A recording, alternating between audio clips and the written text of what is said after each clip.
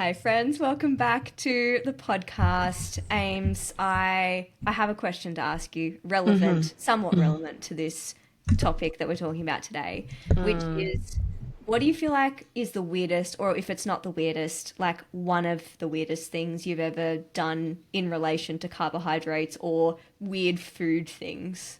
I mean, how long have we got? I feel like as a teenager, I did some silly things, really just like ignorant things. Mm.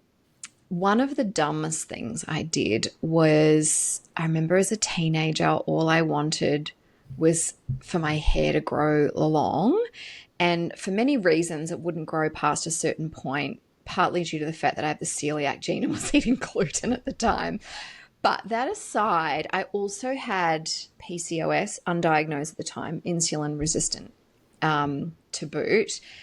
But I was a teenager in the 90s where, calories were considered king and there wasn't this nuanced conversation around macros and all of the other things. I obviously was just a child also, not a nutritionist at the time.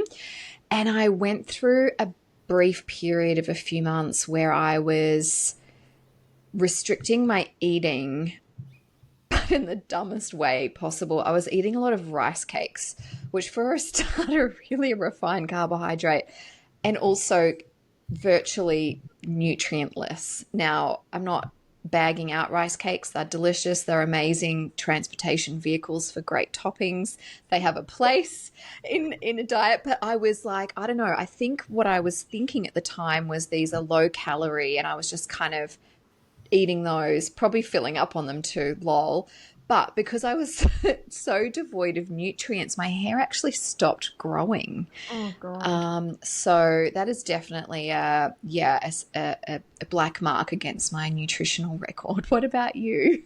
Oh God, I have so many black marks against my nutritional record, mostly thanks to an almost decade-long eating disorder. Mm, And I went through some very interesting phases. So one mm. of the ones I went through was I would only eat a kilogram of carrots in a day. Wild, Oh, wild scenes. you would have been an Oompa Loompa. I turned orange. Like, you know, the old school tanning creams where you really did look orange and it wasn't till the products like developed further where people Mm, actually started to look like they had a tan rather than looked like they were going to a mm. physical culture performance. Um, I turned orange, like fully orange, and it was obvious. Like my hands were super orange, my skin had a tint to it. Anyway, and Mm. so obviously was told that. So then I went on to another obsession, which was it was Nestle no fat yogurt to the point where I went on holidays with my friends and I made them buy like four huge tubs of it because I insisted that it was the only thing that I was going to eat. And being the good friends they are, and me being just in the throes of an eating disorder, they were like, "We know she's going to get grumpy as shit if we go Mhm, against this, so let's just buy mhm. the damn Yoplait yogurt."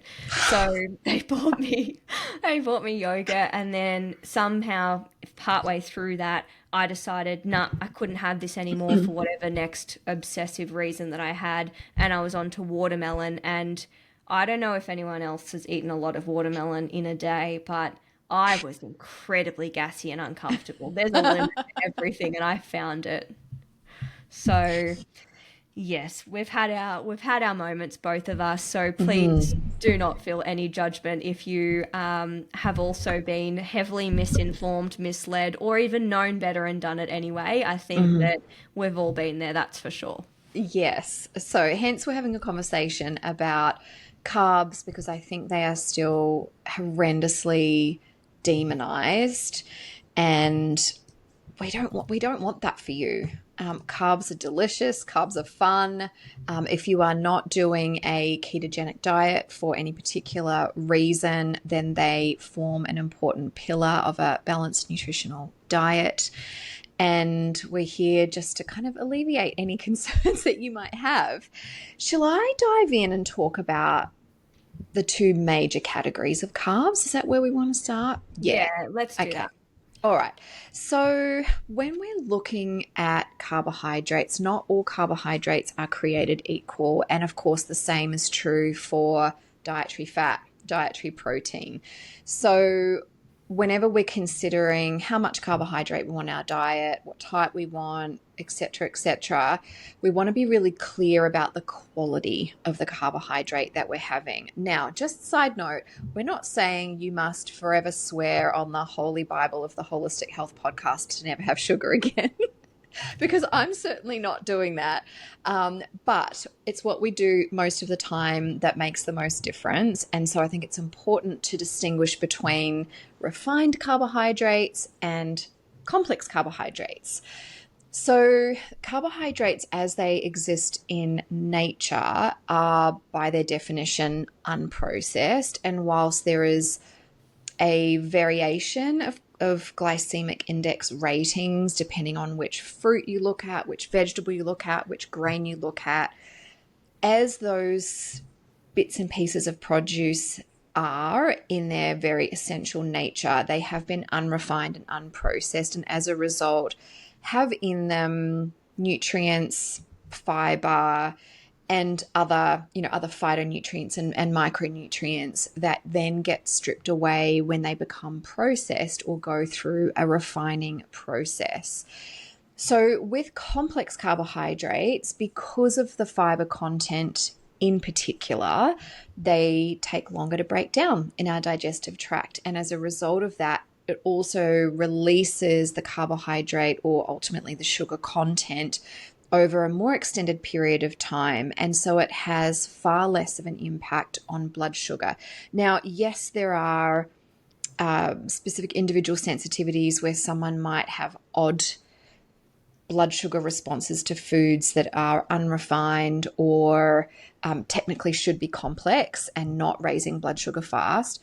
So that's something, only a CGM would pick up. That's often an immune response. That's sort of a separate conversation. But if we're just looking at a general overall synopsis here, the content of whole foods or complex carbohydrates, the structure, the molecular structure of them, it offers just a much more steady breakdown and release of the carbohydrate content, which ultimately ends up as sugar before we're absorbed, which then means we have more sustained energy, we have less of an insulin spike, which of course is much better for energy levels, mood levels, insulin and blood sugar stability, the health of the lining of your blood vessels, etc., etc. Whereas when carbohydrates are refined and they have all of those things pulled out, they just break down really quickly and the sugar gets liberated really fast and then absorbed, in a really expeditious manner.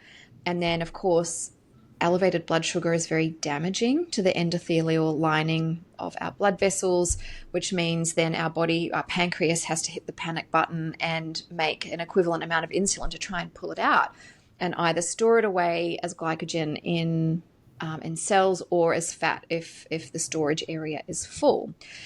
And so you have to really be, I was about to say comparing apples with apples, but maybe comparing apples with apple juice might be a more appropriate analogy. I guess, as a really good example would be oats. So if you're consuming oats in their whole form, they are the slowest to break down versus like refined oats, processed oats. And then if you were to refine it further into oat flour, that's going to, of course, liberate the sugars a lot quicker again. And this is also why oat milk's got a bit of a bad rep out there as far as blood sugar balance goes. It's because it's been so completely just disintegrated, essentially pre-digested. It is very much giving you a big sugar hit. So when you are looking at creating your meals and your snacks, again, we're not saying you mustn't ever have a nice sugary treat ever, but for the most part, consider whether or not the carbs you're including are in the wholest form possible or as unrefined as possible in the context of the meal that you're trying to make.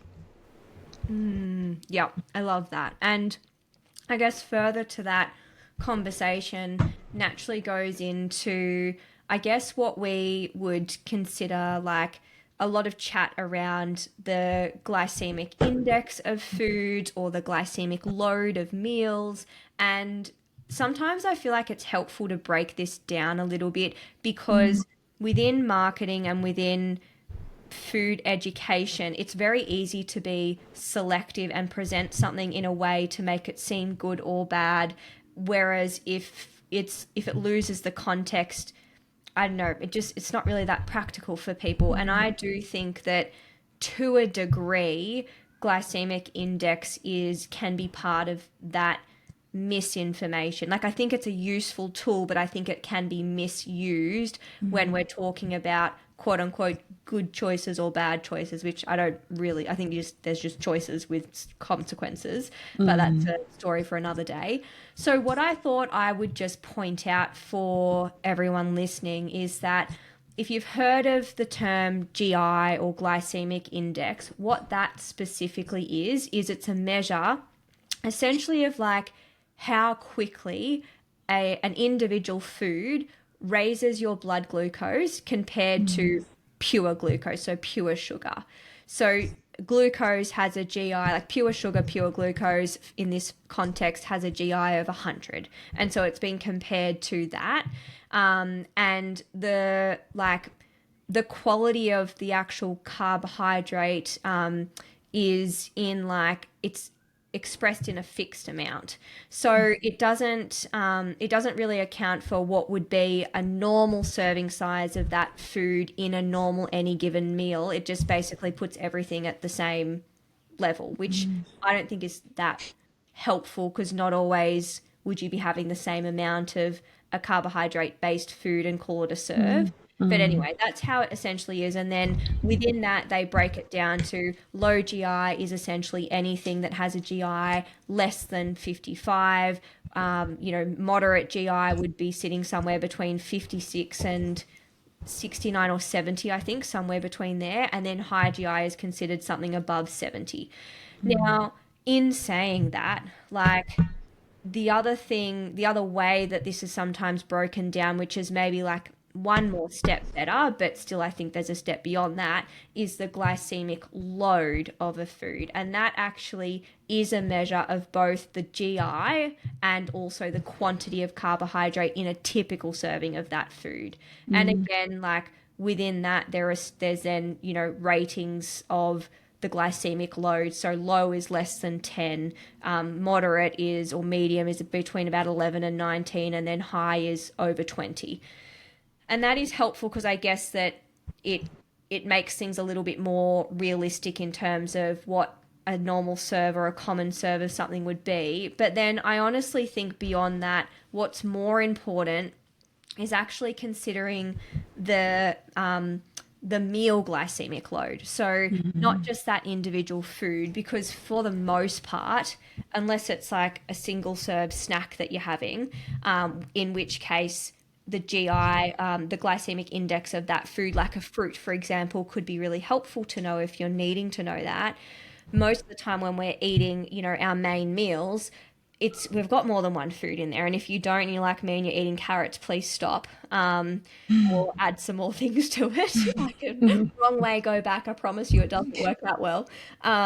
So I think why looking at things as a glycemic load is important is because you can actually alter the effect that a food has on your blood glucose based on what you pair it with. And we've spoken about this before, and I'm sure some of you guys listening have also just caught on to this if you're engaged in a lot of health content.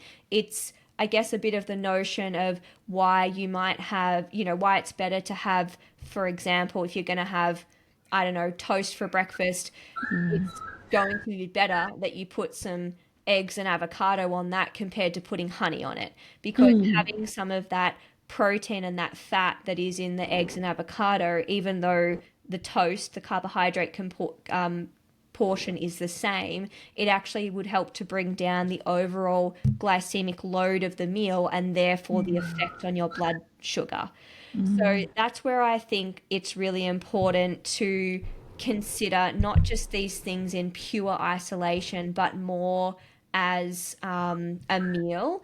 And even within that, and I'm sorry I'm on a bit of a rant here, but I've had a few new clients lately that have a really fear-based relationship with carbohydrates, including things like fruit. And it's super common, by the way, and I too have been there back in the day. And one thing I would say is that not like fruit is not necessarily super high GI. Like there's actually, because fruit comes packaged with fiber and water and minerals, particularly fiber is the component that's helping slow down the blood sugar spike post eating that fruit.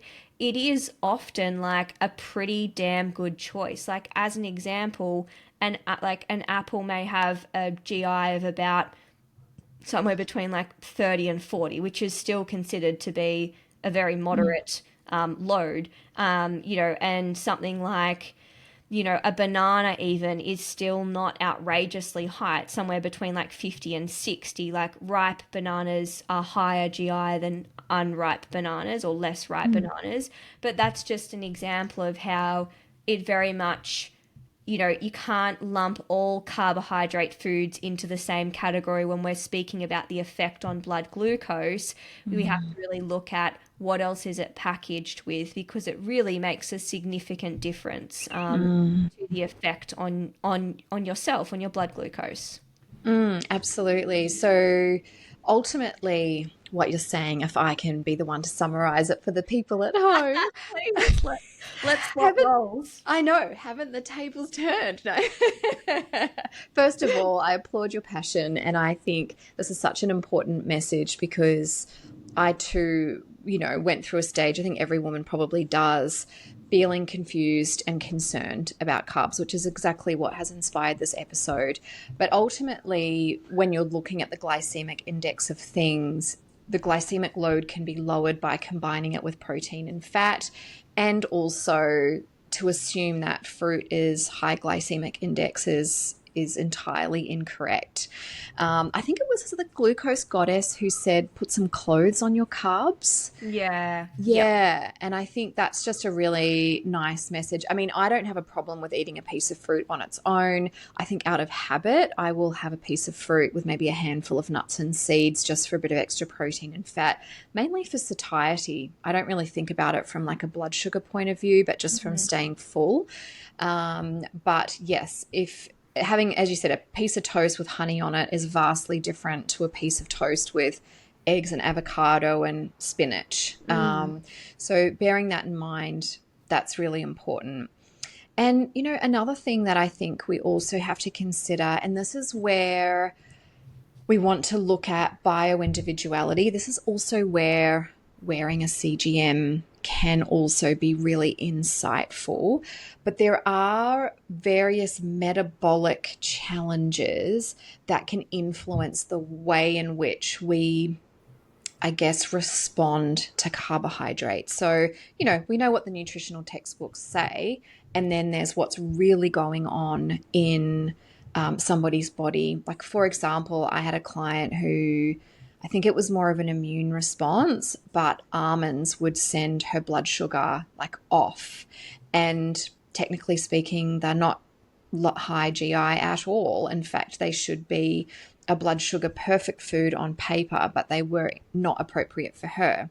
But there are other, that's kind of niche. If we talk about more general things, our ability to maintain healthy blood sugar and insulin levels depends on a variety of things. Hormones make a difference. We are more insulin sensitive at different times in our cycle than others. Also, insulin sensitivity can increase or decrease during life for many different reasons. Sometimes it's inflammatory or low essential fatty acids where, receptors are less receptive. But one of the biggest ones is having good amounts of lean muscle. And I'm so thrilled that in this day and age, women are focusing on building and maintaining muscle. But my generation and earlier, it was all about cardio till it kills you. And it was like, weights would make you look like, a bodybuilder. And what that meant was the less active tissue mass you have, the less insulin sensitivity you have in a roundabout way. Essentially, how I describe it to my clients is our muscle mass is like pantry space. The more muscle we have, the more space we have to store excess Apps. carbohydrates. Yeah, as glycogen. Woohoo! Muscles for the win. And of course, but the less muscle you have, the less carbohydrate you can eat before it spills over into having to be stored as body fat. So that's a really important part of the conversation. Also, constitutionally, some people just burn through carbs. I think Ayurvedically, like the Vata type can just virtually get away with murder in that sense. I'm not saying it doesn't catch up with them in other ways, but that is absolutely also, an aspect that we want to consider when we're looking at someone's carbohydrate distribution in their diet. And then lastly, again, this is a bit more of a subset of the population, but leptin resistance. Anyone with high circulating triglycerides or over 35% body fat or leptin resistance. And this goes for high leptin as well as low leptin. That can, I guess, uncouple energy metabolism in a way that carbohydrates can have, less reliable effects in the body. So again, if this is an area you're feeling really confused about and muddled and you've experimented with and you just don't feel like you've hit the right kind of strategy for you, is where I would encourage you to work with somebody one-on-one. But as much as that sounds a little complex, ultimately it is still fairly simple for most people.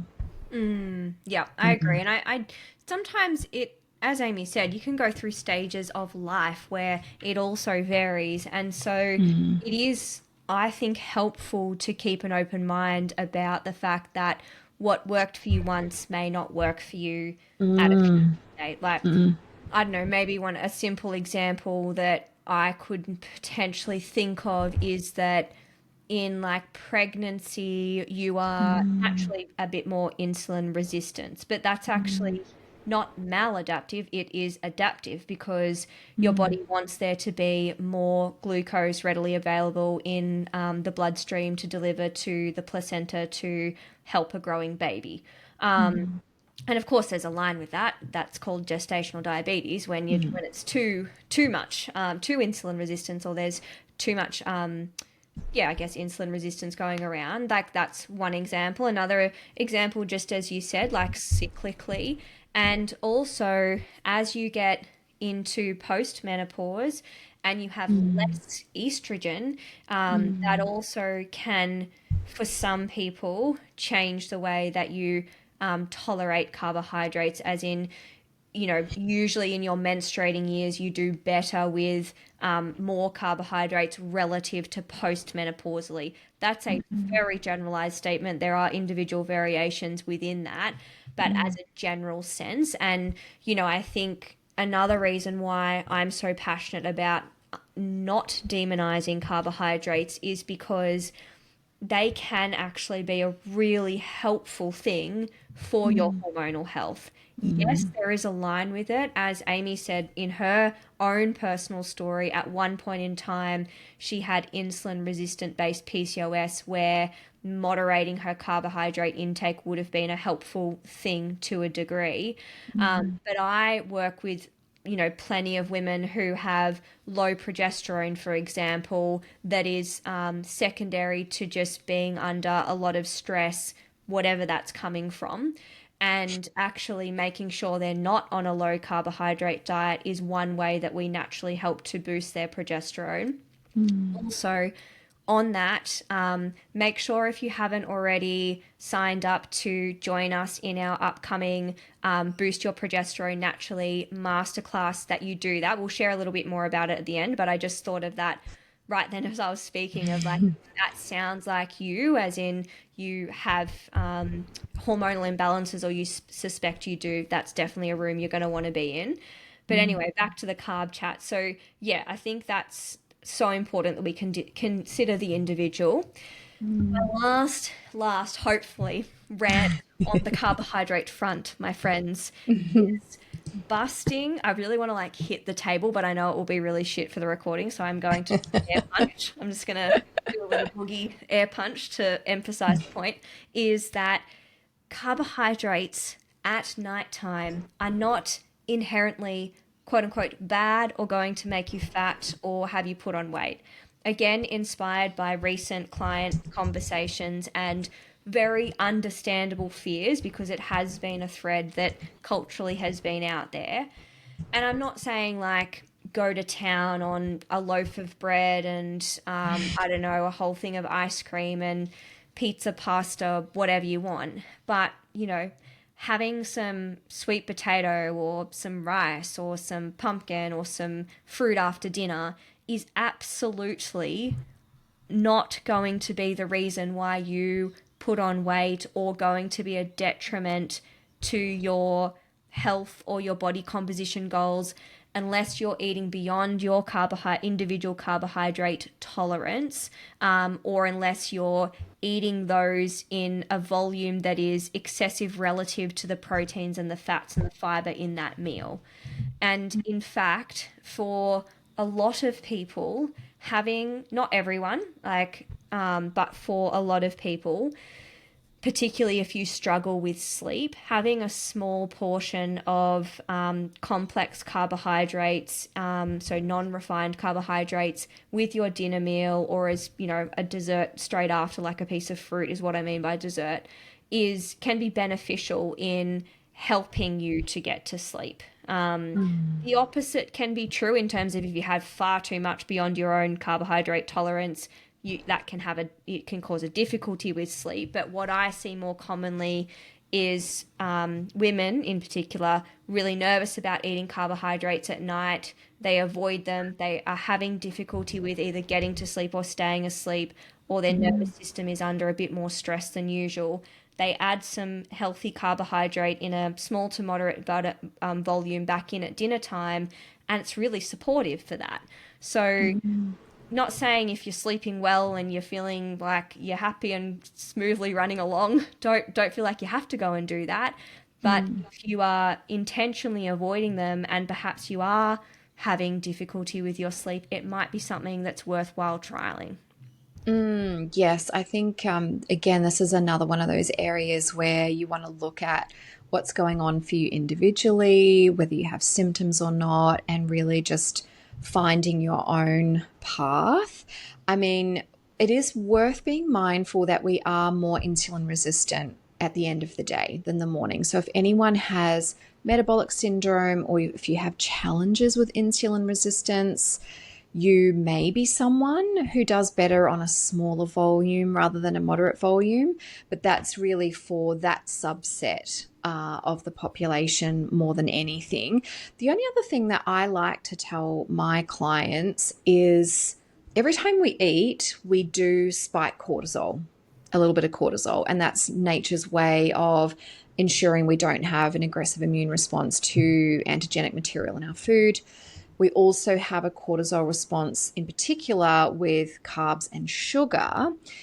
And so we do want to be mindful of spiking cortisol too close to bedtime. And this is why, you know, across the board, the recommendation is to make sure there's 3 hours between finishing dinner and bedtime. And from a circadian biology point of view, it's easy to do in summer here in Australia, is to not eat after sunset because the sun doesn't typically go down till after 8:30, but in winter it's a bit trickier. So normally what I tell people is just to kind of eat within a 12-hour window, and if they're going to have dessert, have it right after dinner rather than having dessert and then waiting an hour or two and then having it, you know, after that meal or right before bed, because I think you run the risk of impacting your sleep more so if you do it that way. But certainly knowing that carbohydrate and insulin is important for thyroid hormone conversion and stable blood sugar overnight, avoiding carbs at dinner is just not necessary and may even be causing you some problems. So, well, hopefully that has cleared up some of your concerns about carbs. They are certainly not the enemy. As always, this is a nuanced conversation and is very much up to the individual. And if you are worried about your own body's response to carbohydrates, is absolutely something that Nat and I can help with.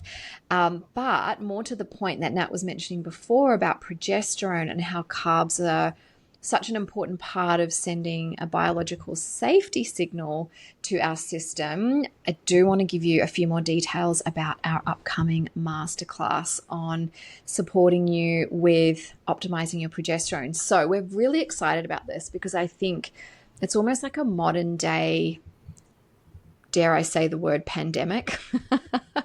I've come to really hate that word, but it's an almost ubiquitous experience for women at some point in their life, and unfortunately, you know, Nat and I are no doubt not alone in this. I'm sure practitioners across the board are also noticing that this is a real struggle for women because fertility is entirely coupled with safety and good nutrition. And when we see, you know, nervous system stuff going on or nutritional stuff going on, that's often where it shows up first. So we are running a live webinar where we're going to talk you through, you know, the nuts and bolts of how we actually make progesterone and when and how to test it and what kind of number you want to be aiming for.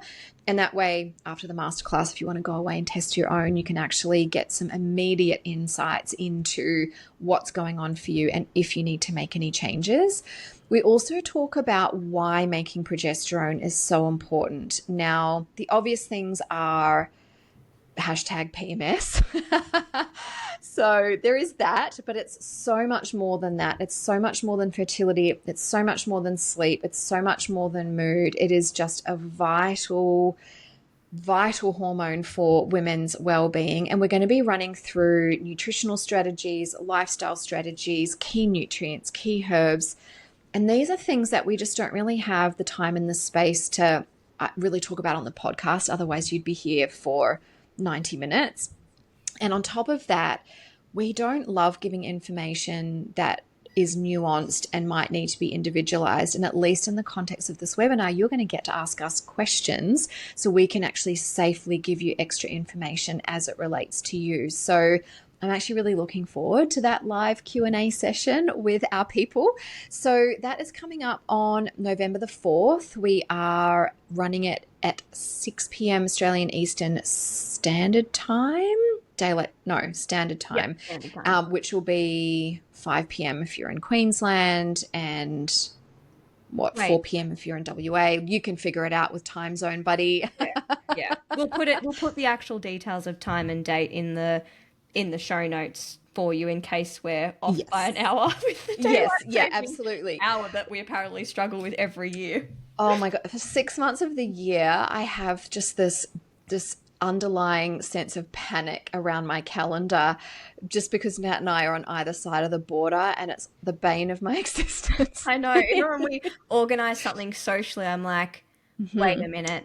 Queensland time or New South Wales time. Yeah. Oh God. And also the airport, that freaks me out because I'm literally 10 minutes from the airport, but I'm an hour ahead, which kind of works in my favor because if I am running late, it's usually okay because Queensland's behind. But yeah, not ideal. But rest assured, we're going to put the link to the masterclass in the show notes. You can check out all the extra details and sign yourselves up. That is in a month's time. In fact, just over 4th of November. So we're really looking forward to that and we hope to see you there.